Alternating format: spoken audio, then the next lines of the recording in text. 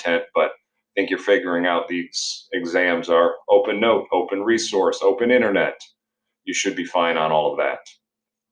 All right, so if we are to transition into our 1970s lecture, here we are, the 1970s, titled A Difficult Decade. Indeed, it was a difficult decade. I think the context of this cartoon was from like the George W. Bush era, where here's Jimmy Carter saying Bush is the worst in history. But this cartoonist is saying, well, let's not forget the Carter era. 12% inflation, 21% interest rates, a hostage crisis, the sweaters, and that says, and don't forget disco barf. Here's the thing, the 70s are rough. You will definitely see that with a lot of detail. This is like economic crisis, 12% inflation, 21% interest rate. So really, really bad. Here's your economics term.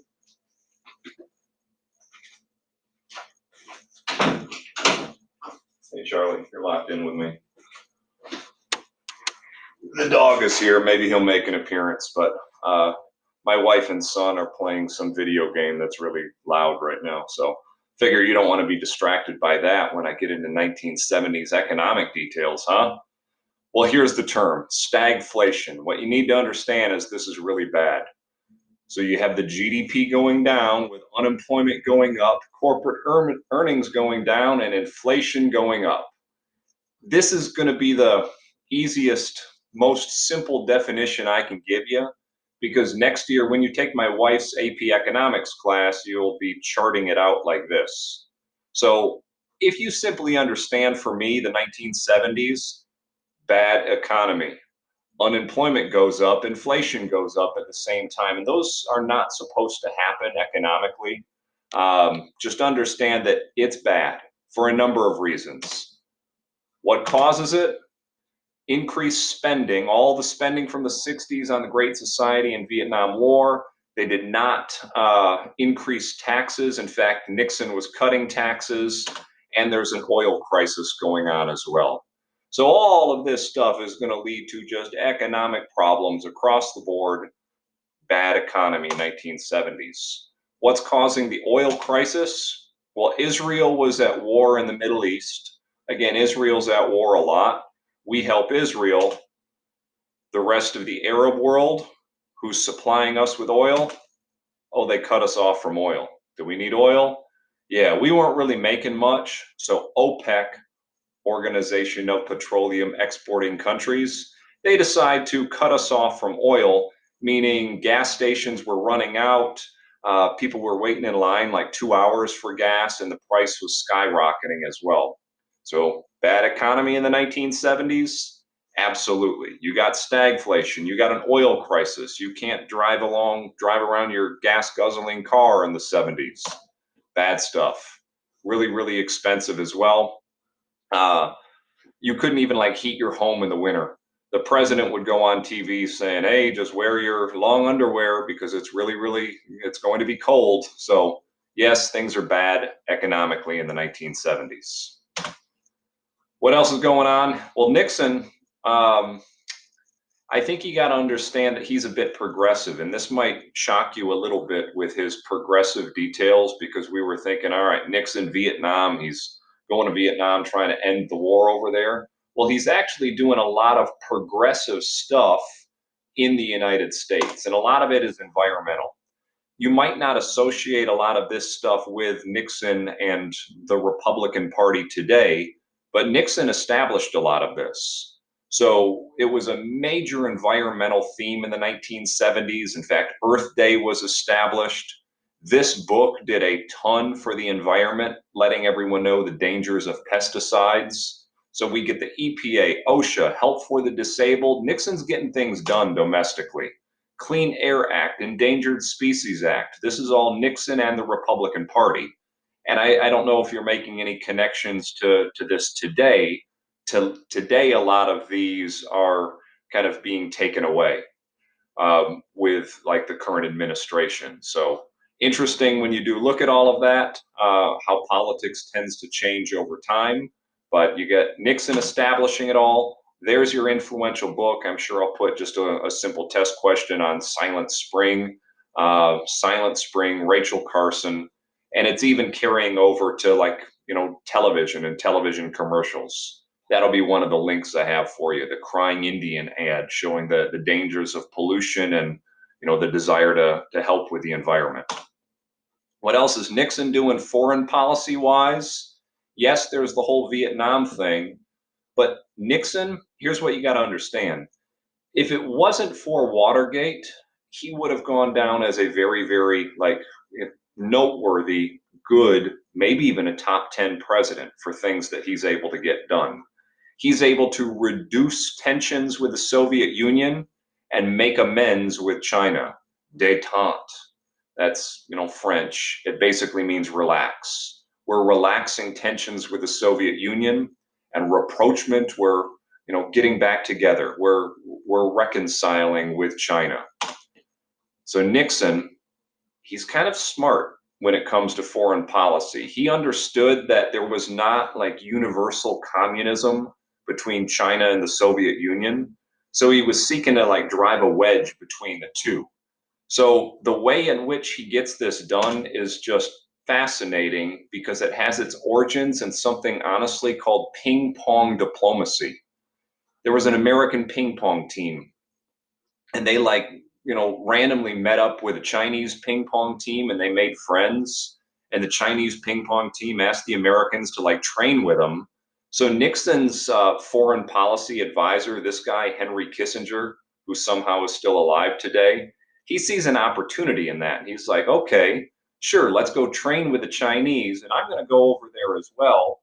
And they actually paved the way for Nixon to go to China in the aftermath of all of this. Nixon goes on a huge tour. He meets with Mao, and they're really reconciling all of their, decade-long problems. In return for this rapprochement policy, China even gifted us two pandas, Ling Ling and Sing Sing. Very interesting stuff. Has its origins in ping pong diplomacy. So we're doing well with China, and this entire time the Soviets are like, why are we getting along with China? You guys are supposed to be enemies. So the Soviets are like, hey, let's kind of meet and talk things out, and we actually make amends with them as well. We signed SALT, the Strategic Arms Limitation Treaty, meaning they're going to reduce the nuclear proliferation, all the weapons that were going on, and we even give them food because they're starving to death over there. So, wow, Nixon, foreign policy, you got some progress. Domestic, all the environmental stuff, you've got progress. So just kind of think about Nixon doing okay here. There's Henry Kissinger, the guy who's over 100 years old, who was Nixon's national security advisor, top advisor, his right-hand man, you could say. Nixon, however, has some inner demons. He's super paranoid, and this paranoia is going to lead to his collapse.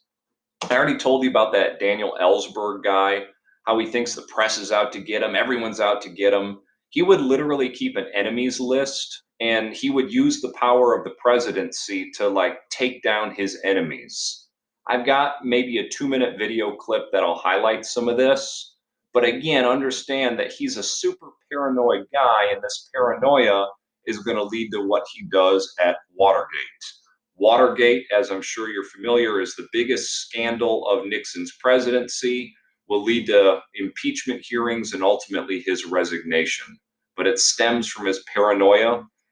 Plumbers, again, they want to stop the leaks. The plumbers will do dirty tricks on his political enemies. And he had many political enemies. This guy spent a life in politics. So let's look at Watergate. Watergate, it's a hotel where the Democrats had their headquarters for the 1972 election. So understand that, the Democrats, they're going to run against Nixon in 72. He's paranoid about, what are the Democrats doing in 1972? So these guys break into the Democratic Party headquarters, and they're going to steal documents. These burglars, and again, these burglars you're going to see are kind of linked to Nixon, but they break into the Democratic headquarters. They're going to, I guess, plant some bugging devices to see what's going to go on, and sure enough, they're going to be caught. They're linked to some interesting acronym called CREEP, Committee to Re-elect the President, is what it stands for. So these guys, they break in, they're planting bugging devices. They want to hear what the Democrats are saying. Nixon wants to know this because he's a paranoid guy. Ooh, what are they saying about me? They're arrested. The CREEP director, it turns out they're just trying to discredit the Democrats. And these Washington Post reporters, there they are, Woodward and Bernstein, believe still alive today. They're the ones breaking this story. They get this secret informant by the name of Deep Throat. I know, weird, but they get a secret informant that's saying, yeah, Nixon knows all about this. The White House is linked to this thing. So they keep connecting the dots. And as they're connecting dots, it's getting closer and closer and closer to the White House. Nixon, there they are when they're young, there they are when they're older. Nixon, he's like, oh no, I don't have anything to do with this. Your president is not a crook. I am not a crook. And he keeps calling it like a witch hunt, saying that they're out to get him. Well, these guys keep doing their investigating, and sure enough, it's getting closer and closer and closer to Nixon's inner circle. So what's going on? It's dragging on for a while here. But meanwhile, did Nixon have anything to worry about in the election of 1972? No, huge landslide. And like I said earlier, he was pretty popular with the stuff he's getting done. Rapprochement in China, relaxation with the Soviets, getting things done domestically. Whoa, that's a huge landslide. But still, he's a paranoid guy wondering what McGovern could be saying about him. So he wins in a landslide. He's hoping that it goes away. Oh, it doesn't, because these guys are all going to be found guilty, and one is going to claim that the White House is involved. So all those burglars, they're on trial. One of them starts talking, saying, hey, I was ordered to do this. Nixon's like, oh, no, I don't have anything to do with it. So he appoints a special prosecutor. You guys might be more familiar with this process than past classes because we just went through the whole special prosecutor thing of what Congress can do in its investigative powers. You guys remember the whole Robert Mueller thing and the like Russian investigation with interference in 2016. So this is the Watergate Robert Mueller equivalent, Archibald Cox. So he's going to have Congress investigate this entire thing. He's going to be the special prosecutor. And sure enough, they start to investigate. And just like today, all this stuff is televised. Does television have an influence? Absolutely, especially when the dominoes start to fall and Nixon's advisors are forced to quit and one of them starts to talk. John Dean, who is like one of Nixon's lawyers, is like, yeah, Nixon knows all about this. He's saying it on television. He says he's got at least 35 conversations with Nixon. He's got evidence. This stuff is documented, and it's very, very damning for President Nixon. Entire time, Nixon's like, oh no, I don't know anything about this.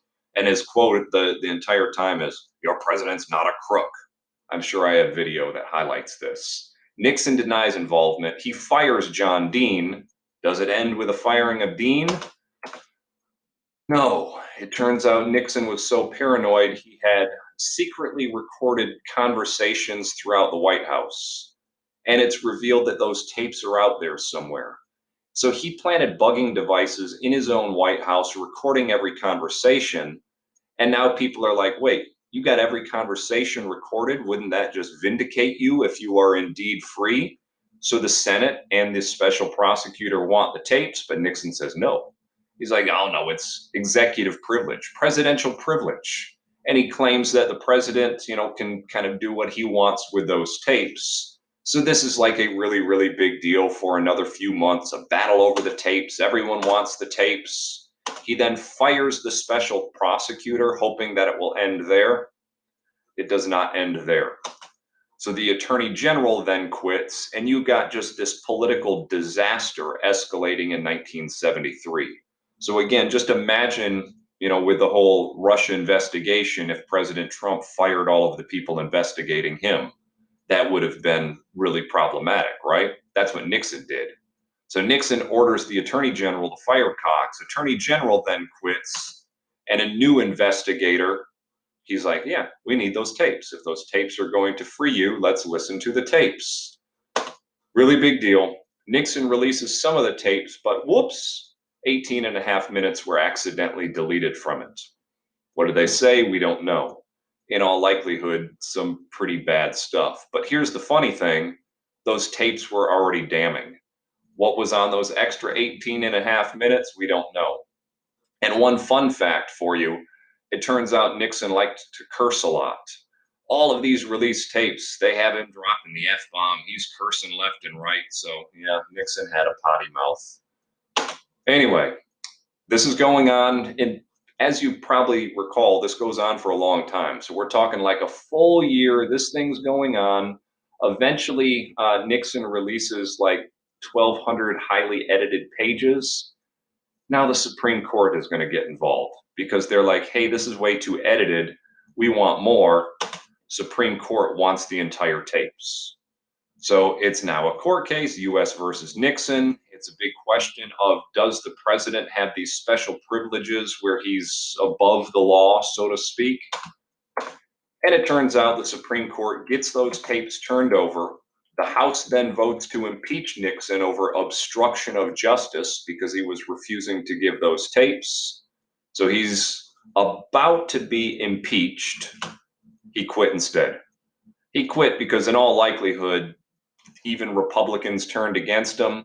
He would have been kicked out, being the only president to do so. And just kind of understand, in terms of presidential impeachment, he was only halfway there. We've only had three presidents ever to be fully impeached. You can quiz yourself mentally. Nixon is not one of them. You've got Andrew Johnson. Who's the next? Bill Clinton. Who's the next? Donald Trump. Only three presidents ever in history have been impeached. None have been removed from office. He probably would have been. So again, the Senate or the House just voted to impeach. It never went to the full trial like we just had. Interesting stuff if you do see it, especially if you make some comparisons to modern day. But that's the Watergate scandal in a nutshell. This went on for almost a full 2 years. So I've taken about 10 minutes to recap it. Hopefully you got something about it, understand something about the tapes, understand that the Constitution did reign. We learned that our Constitution works. During Watergate years, it was interpreted again, so to reaffirm that no one, absolutely no one, is above the law. It does destroy Nixon's reputation. Again, he's the only president ever to quit. And remember that credibility gap, how people didn't believe the government? Now they really don't believe the government. And it's going to be problematic. People are like shell-shocked from what they were watching on TV. So definitely a problem. Really famous cartoon about Nixon. I am a crook. Oh, remember the missing pieces of the tape? I am not a crook. Crafty. So to recap, early 1970s, start small with burglars breaking in, getting caught in the Watergate Hotel, the committee to re-elect the president. Did Nixon know? That question is being asked for a year. And once everyone investigates, including those newspaper reporters, they connect the dots to Nixon. It turns out he did know. The tapes reveal that he did know. And when it's all about to hit the fan, he just resigns. There's Nixon. What else does he do? Again, if it was not for Watergate, he would have been probably a top tenor. Opens China, reduces nuclear weapons with the Soviets. He gets environmental stuff done. He actually promises an exit from Vietnam and technically pulls our troops out of there. So, it was Watergate that led to his downfall. I think you got that. That's fine. And he did cut taxes. Again, some of the economic problems, well, that's going to carry over to the next two guys. So Nixon's economic problems didn't impact him all that much. It's going to hit the next two presidents in a pretty bad way. That's kind of how a lot of it works with the after effect of economic plans. So the cutting taxes was bad for like the next 5 years. There's the next guy that inherits it, our Michigander, Gerald Ford. The interesting thing, and maybe the only thing that Ford accomplishes as president, is he gives Nixon a full pardon, because Nixon could have gone to jail. Think about the crimes that he probably was behind. Ford just says, hey, we need to move on. I'm giving you a full pardon. Nixon then goes off, retires in California, and lives until the 1990s. But it did cost the Republican Party.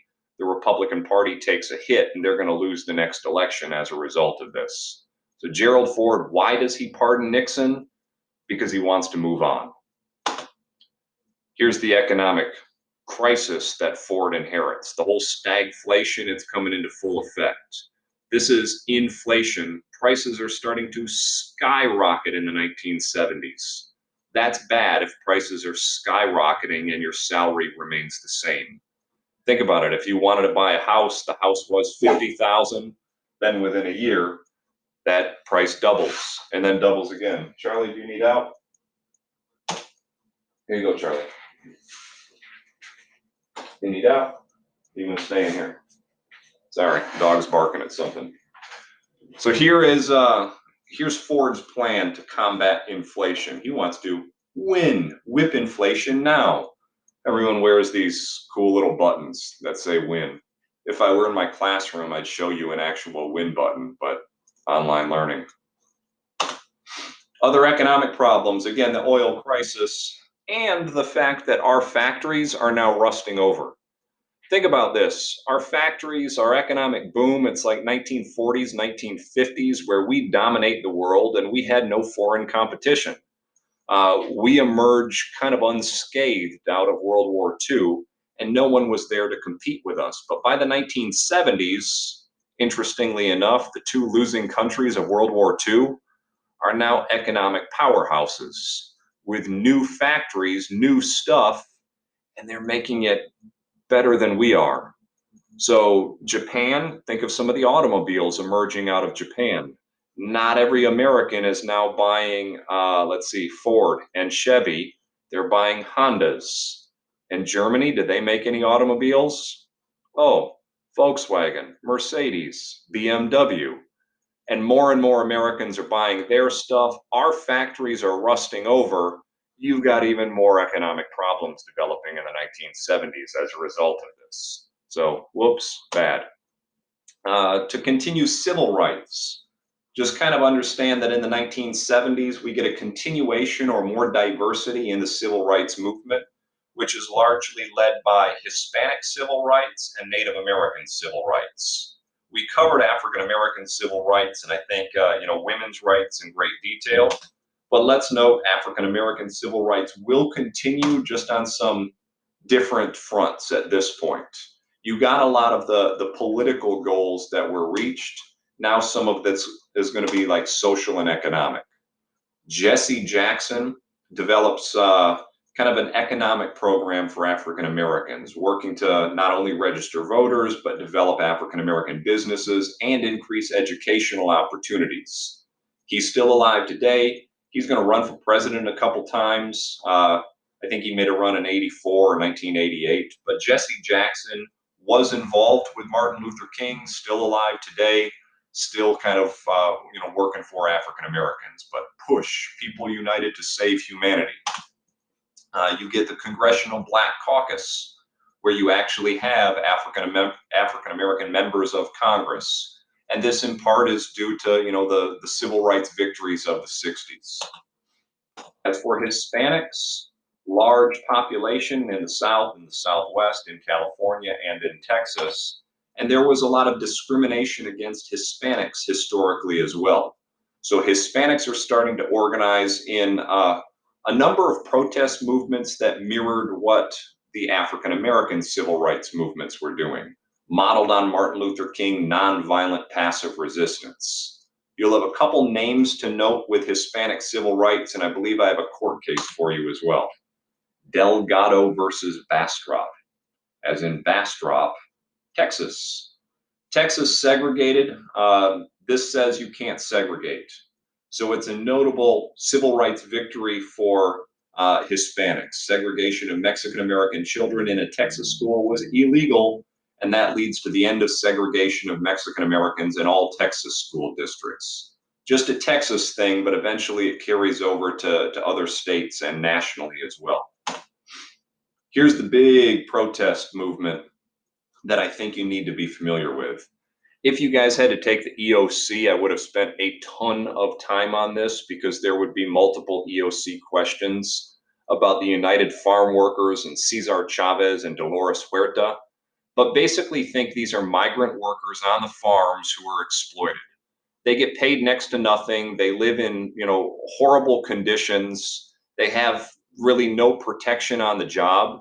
And Cesar Chavez and Dolores Huerta want to make everyone aware of this. So they organize a mass boycott on table grapes. They protest. There's a whole movie about this as well. I think I'll link the trailer to it because it's pretty good. But anyway, it's a mass movement for Hispanic farm workers. They're also going to get involved politically with La Raza, new political party in Texas, the United People, Angel Gutierrez. He's going to kind of lead this one. And again, just understand that it's kind of modeled after the African American civil rights movement, but now we're getting this into the 1970s. So you're getting, the boycotts, kind of similar to Montgomery bus boycott, and now you're getting a political party emerge as well. Do you get progress? Absolutely.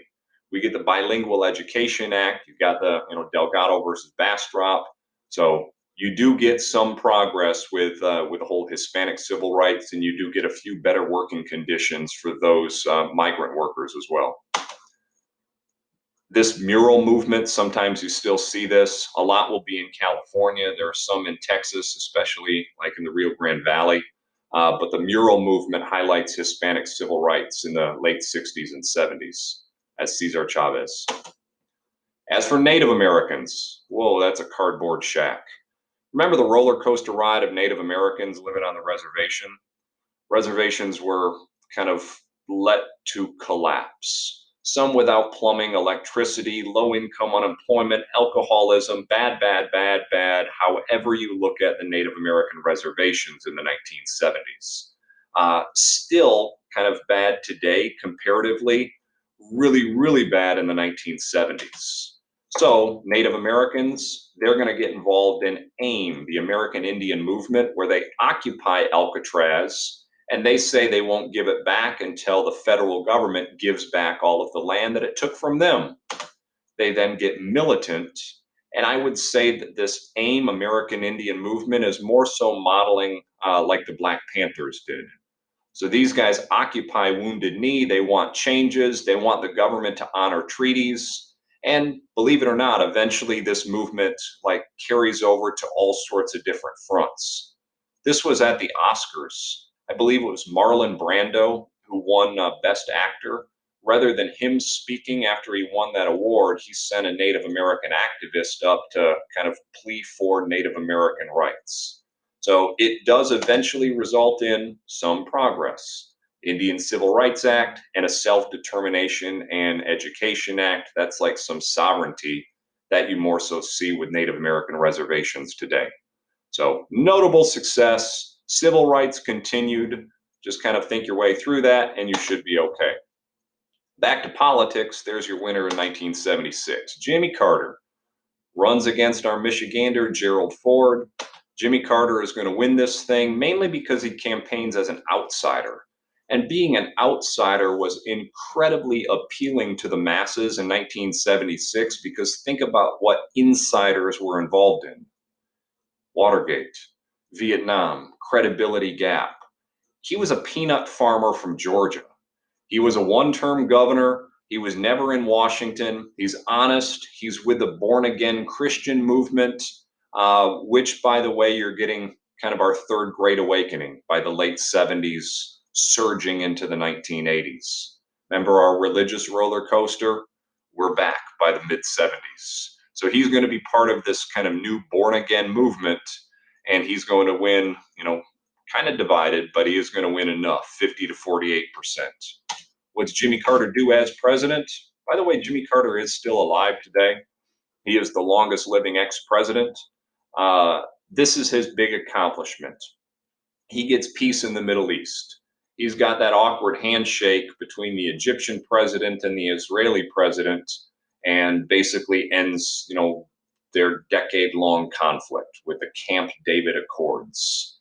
His other big focus is human rights, where he wants to make amends in like Latin America. He gives back the Panama Canal, saying that the way we took it was wrong. And he wants, everyone to be aware of human rights violations throughout the world. That is still his theme as he's like almost 100 years old, still trying to make people aware of human rights problems. Like he's gone to North Korea showing some of their like death camps and stuff. So Jimmy Carter, here's his downfall. He went on TV and he's trying to talk about all the economic problems, but it turned out he sounded grumpy and complainy, saying, well, you need to tough this out, Americans. Americans don't really like to be told that. So it led to his political collapse, and some other stuff starts to happen in his presidency that just leads to his political downfall. But understand this malaise speech is like the turning point. He goes on TV, appears a little grumpy, and Americans don't like to be told what to do. So, whoops. Foreign policy wise, you have the Iranian Revolution taking place. You guys remember any of this stuff that I showed you from that opening scene of Argo? How we installed a dictator? That guy was bad. Well, under Carter's watch, he's overthrown. And these guys hate us. They, again, call us the great Satan, blaming us for the Shah and him being kind of brutal to the people of Iran for quite some time. So, yeah, it's going to get ugly. They don't like us, blaming us for their problems. And sure enough, once the Shah comes to the United States, they take Americans hostage. They seize our embassy. America is the great Satan from the Ayatollah Khomeini. Now, we try a rescue mission for our hostages, but get this, our planes crashed into each other. Operations Eagle's Claw was a big failure, kind of further highlighting our, let's say, military problems that stem from the aftermath of Vietnam. We can't even get like planes off the ground now. We can't rescue our hostages. So, further military problems for us. All of this under Carter's watch. He's not going to be popular at all going into 1980, as you'll see. But anyway, that's going on during his presidency. It goes on for a full year. It was, major problem for Jimmy Carter. Here's that movie that I think I gave you the trailer to. Afghanistan is going to be another issue under Carter's watch. And this one's interesting because the Soviets decide to invade Afghanistan. We boycott the Olympics. And we start doing some interesting stuff. We help this guy. And we help the people fighting the Soviets. Anyone recognize him? That's Osama bin Laden with a Mujahideen. So we're going to help these Afghani freedom fighters by giving them like rocket launchers and money and weapons because they're fighting the Soviets. And it's, I guess, that whole enemy of my enemy is my friend thing. Soviets get stuck in Afghanistan. You can't really win a war in Afghanistan. We're figuring that out now. How long have we been there? Oh, since 2001. Afghanistan has never lost a war. Their fighters are able to just kind of go to the mountains. They know the terrain. There's, caves in the mountains, and basically you end up getting stuck in Afghanistan, which happened to the Soviets. And again, think we've been there for nearly 20 years now. Long-term impact of this one, they're going broke, and it's going to contribute to the collapse of the Soviet Union. If you want a really good movie on this, if you've got some free time, watch Charlie Wilson's War. It's even got a Texas connection for you. This is a Texas congressman. It's really, really good. I couldn't really show it in class because it has some rated R moments, but if you're able to watch it at home, I think you'd like Charlie Wilson's War. True story. The last stuff, 1970s, not so much kind of the 60s movement with these mass, say, student protests and feminism and civil rights and this and this and this. In the 1970s, they say it's about me. It's about fixing yourself. It's about celebrating yourself. So think we're transitioning away from all of these mass movements of the 60s to now a selfish type thing, the me decade. Families are changing in the 1970s. Oh, women are working. 60% of women are working outside the home. Smaller families become the norm. This, by the way, is kind of me. I was born in the 1970s. My mom worked. I was one of these kids where I would just have a key to the house and I would come home after school and I guess I would just watch TV, but I would let myself into the house. I was one of the famed latchkey kids. And some of you guys might be in that situation as well. But make a quick comparison to the 1950s. What happened when kids came home from school in the 50s? Mom had like cookies and milk and was there all day. That's not the case by the 70s because now you need a two-parent income to survive the, bad economic conditions that were going on. So parents and children spending less time together. I am a product of all of this. Divorce rates double between 1966 and 1976.